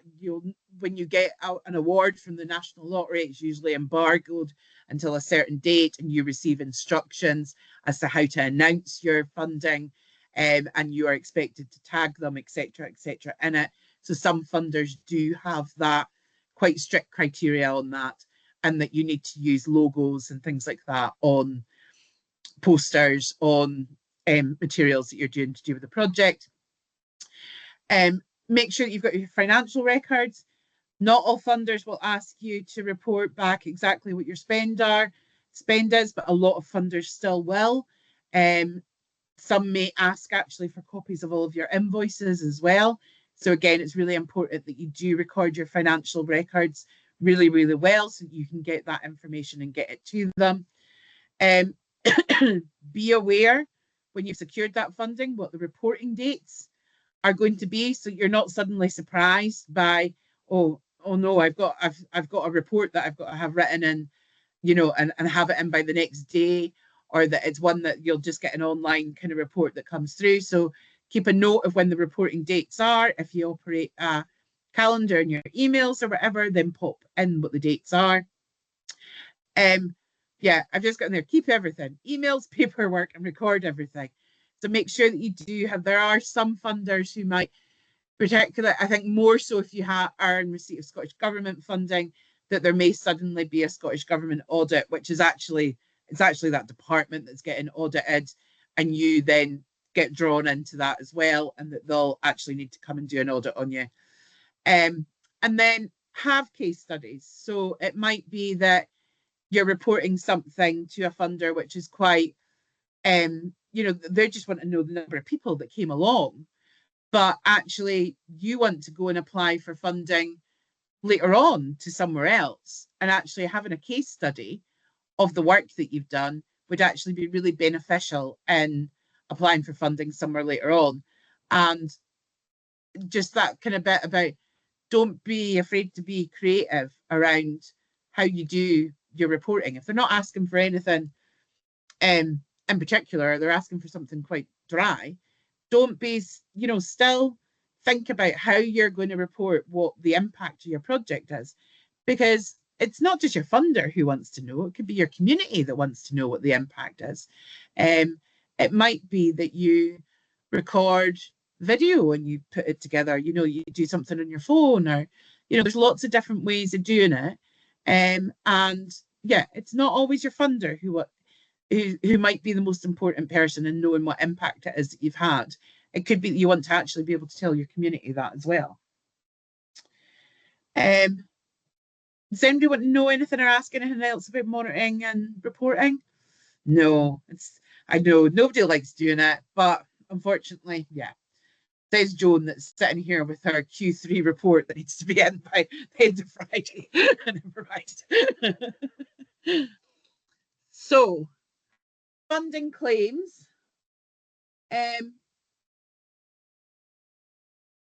Yeah. I'm going to kind of briefly go through this, because we've covered kind of some of it a lot in the other bits as well. But it depends on your funder. So when you're doing funding claims, I mean, I've got on here, set aside a lot of time to complete. I think when I wrote this slide, I was doing it as a reaction to funding that we had received during COVID-19 from Highlands and Islands Enterprise, where I had to actually lock myself away for 3 weeks to just do a funding claim. That was the most extreme version of funding claims I've ever seen. But yeah, you might need to set aside a bit of time to complete a funding claim to make sure that you're getting it right. In my experience, it is the one time where I don't think I've ever had a monitoring and evaluation report queried or anything like that, but I have definitely had funding claims queried. So try and get them right. Try and make sure as well that what you are claiming for is what you've said that you're going to spend the money on, that there's not any kind of odd things that have come up. Be timely. So when does the funder expect a claim? And I think that be timely as well can be, particularly if you're having to claim funding in arrears, make sure that you're doing it in enough time that you're not going to leave yourselves in a tight spot, which can sometimes happen, is that particularly if you're paying salaries and things like that, if that funder has got a while that they need to have to process and to check everything, then you could be waiting for that a little bit of time for that money to come back into your bank account. So make sure that you are doing it in enough time for them and for you. Have your financial information ready. So obviously helps if you have a treasurer, if you have a finance officer, something like that, that they can just get all of that financial information ready for you. A little bit harder if you are the one person that is running your organization, the one paid member of staff, or if you're doing it on a voluntary basis. But it is better, particularly if there are salaries that are involved, that you do have somebody who is doing that finances and who is recording the correct spend against that project. Be precise to just try and make sure that your numbers are right, and which then goes into check and double check your figures when you're doing a funding claim. And just again, that having sound finances and procedures. The same with the payroll procedures. Some funders, if you are paying salaries from the funding, they will actually want to see wage slips. So make sure that your organization does actually do wage slips. I've seen that some organizations don't always. What some funders may also want to see is that if you have a member of staff who is employed across different projects and different funders, so I've seen Highlands and Islands Enterprise ask for this, is that there is actually different lines on their salary, on their pay slips. So say they are employed for 30 hours a week, but they are 15 hours on a certain funded project, 15 hours on another funded project, that you actually have that differentiated on their wage slip, and that you have payroll software that will enable you to be able to do that. Always be prepared for an audit. If you're a registered charity, you know that anyway, that you should always be prepared just in case the Charity Commission, like Oscar, decide that they're going to do an audit. Similarly, funders can suddenly decide that they're going to do an audit. More specifically, you will find that if you are funded by the likes of Scottish Government, or if it is a Scottish Government tranche of funding, like the Climate Challenge Fund was, like Strengthening Communities funding, which may come through via another organisation, that they may just ask that they need to have all of the pieces of paper and all of the invoices. I think that we are generally getting a lot of funders that are now going over to a more light touch way, but it might still be that they ask for all of your invoices. So an example is even us as the hub. We don't need to provide all of our invoices to Scottish Government. We just provide a claim form that details what our costs are, but that doesn't mean we absolutely have every single invoice filed with the same invoice numbers as we put on our claim form, because we know that somebody could come along and just say to our Scottish Government department, we're auditing everything, and that we have to provide everything. So we just make sure that we're just doing it. And actually, if you're doing charity accounting, you're generally doing these things anyway. Where necessary, double check and reference to a bank statement. So if they're not as light touch as that, funders may ask to see a bank statement to evidence that money has gone out of your bank account. So it'll be the invoice and actually the bank statement as well. I think Caithness and our Sutherland Fund used to do that, Garance. So don't know if they still do, but they certainly did when I've had funding from them, is that they want to see that it's actually left the bank account as well as being able to see the invoice or the wage slips. Ensure that what you're claiming for is what you said you'd spend the money on. So generally funders will be really flexible if something's not quite worked and you actually want to spend the money on something else, as long as it's still relevant to the project. Generally, they will allow that form of flexibility, but it's best to speak to the funder first. And then if you are dealing with large amounts of invoices that you do need to send off, get used to using Dropbox or similar file transfer systems. That's probably a little bit of an old thing now. I think I definitely wrote this while I was doing claims to high. But it's still good to get used to using those type of things if you do need to use them. Some of the larger funders will have their own portals where you need to submit that kind of information through to as well. So then on to my final top tips. There's no one golden avenue to find funding. You basically need to do your research and build networks and resources. One of the top tips that I used to give in terms of where to find funding was social media, and Twitter in particular. That was somewhere where I had a lot of success in finding funding opportunities. It's not one that I would recommend these days, but there are other ways that you can go and find funding. Like we've got that kind of list. There's various different funding finders, and if organizations like us are compiling funding finders for you, we've already done a little bit of the homework and checking the criteria and the guidance on it. But it's kind of just about building that networks, yeah, getting those kind of different newsletters and the resources.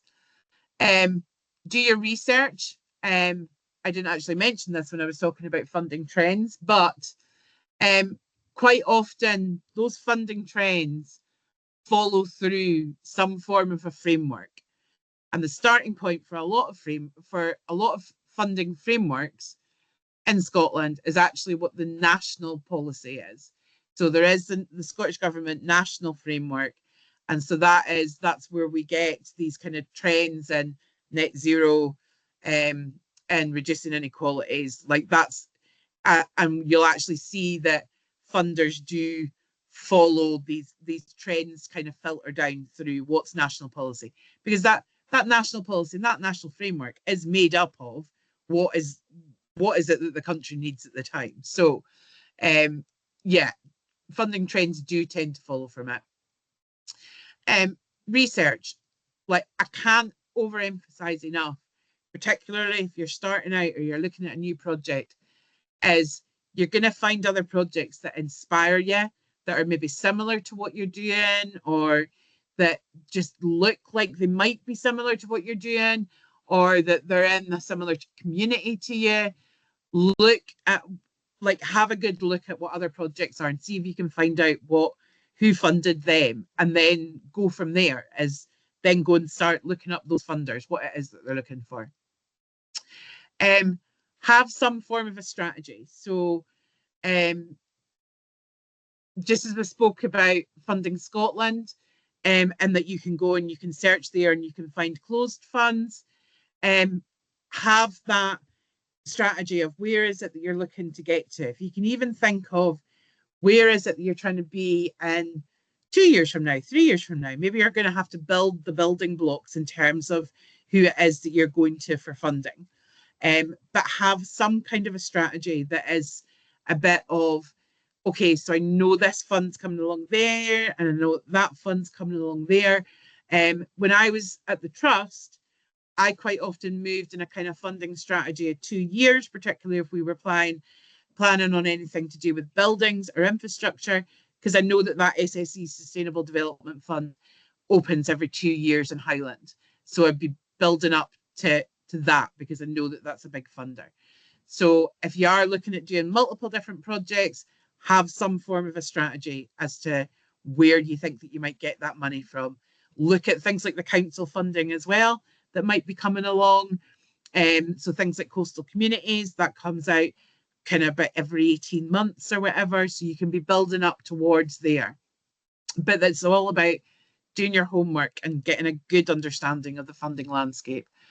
Have your numbers right. I think that goes without saying. Is just make sure that that you definitely have your numbers right, that you've added things up. And then, I mean, that's my approach, is that plan, reflect, write, reflect, is don't sit. There's nothing worse, whatever it is that you're writing, there's nothing worse than sitting staring at a blank screen or a blank box. Go and jot down what it is that you can, then go and walk away from it and go and do something else, and then go back to it. Funding applications are confusing. They ask the same question multiple times in just different ways. So don't be afraid to get up, walk away from it, then go back to it. Write clearly and concisely and tell a story. Don't worry about jargon. Don't worry about knowing all the fancy terms for different things. Just tell a story of what it is that you're looking to do and what you think you're going to achieve from it. And don't give yourself nasty surprises. Check all of the criteria before you bother putting pen to paper in any shape or form. Make sure that you do fit all of the criteria. And if you don't worry about it. Don't be disheartened.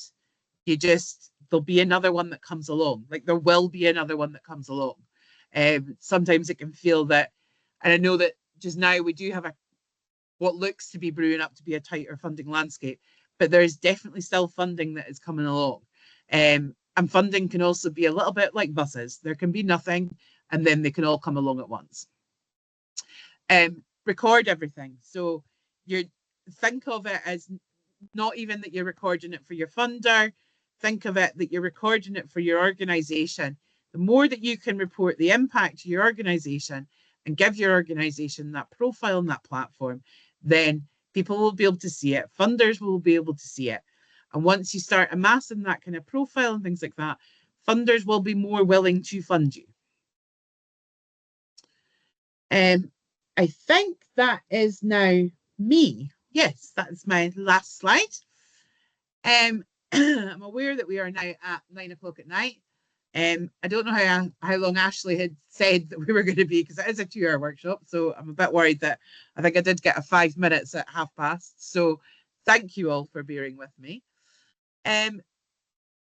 Does anybody have anything that they'd like me to go over? Is there any kind of real concerns about funding, or any questions, anything like that? Was it helpful? I know it's a bit of a steamroller all the way through funding. Good. It's good to hear from somebody who knows their stuff, rather than just reading stuff off a website, or like looking in a book. Or it's good to hear it from somebody who knows what they're talking about, and making it, you've just made it so much more accessible. So thank you. Thank you, Gareth. That is what we're trying to do. Is like, don't be scared by it. I mean, anybody who knows me personally knows that Joan I'm winging it through life. Best way to do it. Yeah. Sorry, Emma, I'm just saying about you, grant making trusts.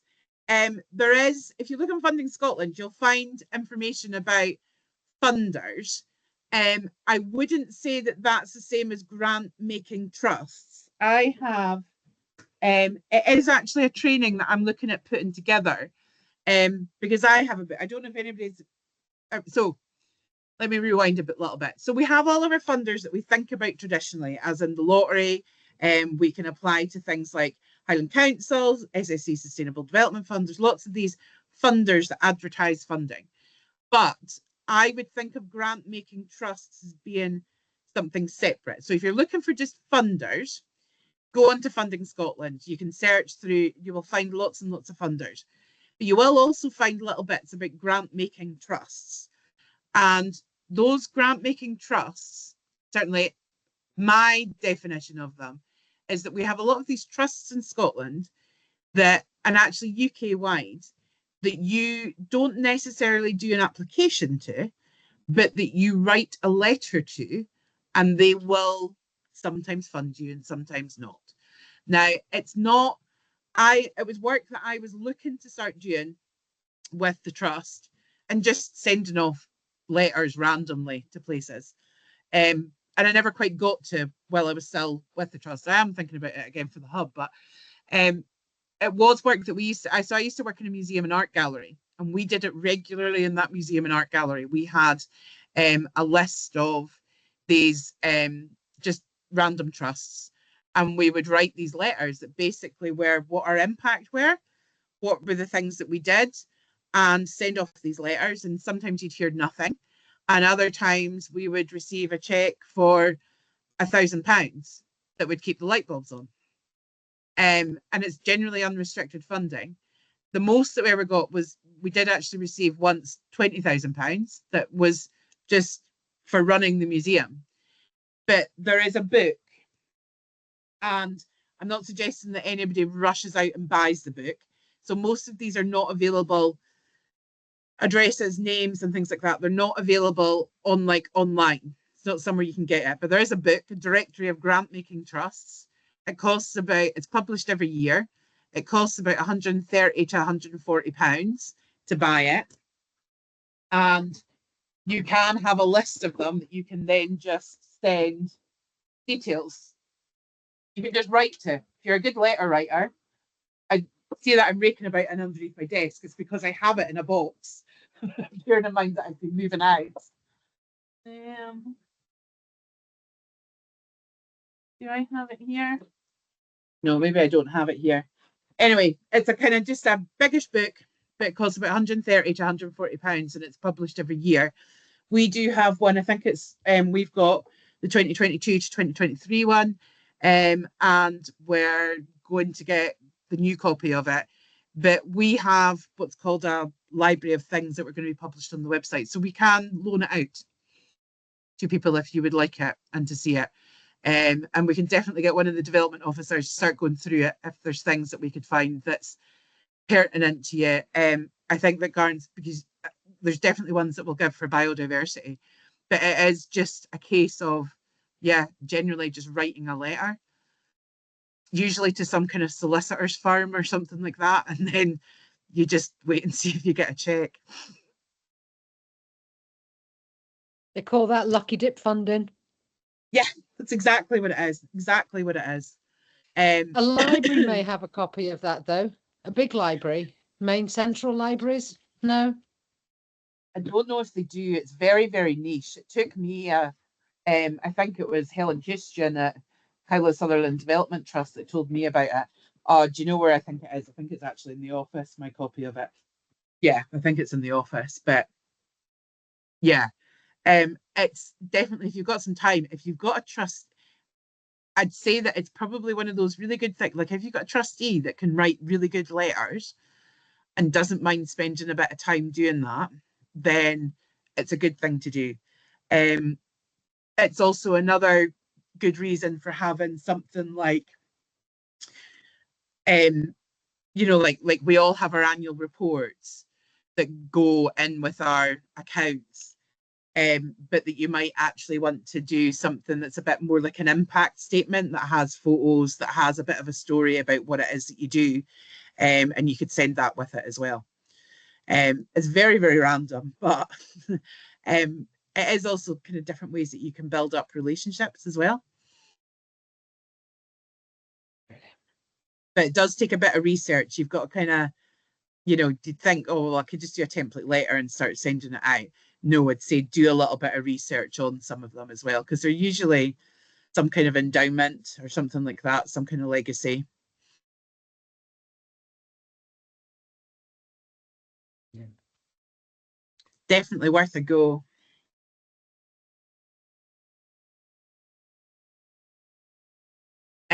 Some of the other areas that we're looking at, so just to give a wee mention before I go, so like we've done this kind of funding masterclass, and it's a bit of a blanket one, but looking to develop more, and looking at maybe so one on that, how you kind of deal with grant making trusts and doing that randomness of applying for funding, but also maybe how you could start tapping into corporate social responsibility, and and potentially and also democratic finance as well, which is things like community shares, community bonds, that we could get Democratic Finance Scotland to come along and do a session, and also potentially maybe looking at like sponsorship and things as well.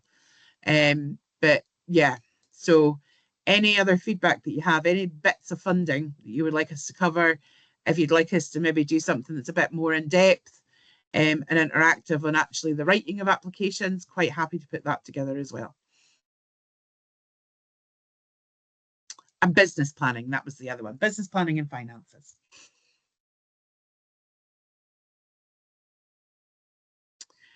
But if nobody else has any other questions, I will let you go for the evening. That was great. Brilliant. Thanks. Thank you so much. No problem. Bye for now. Bye. Hey, thanks a lot.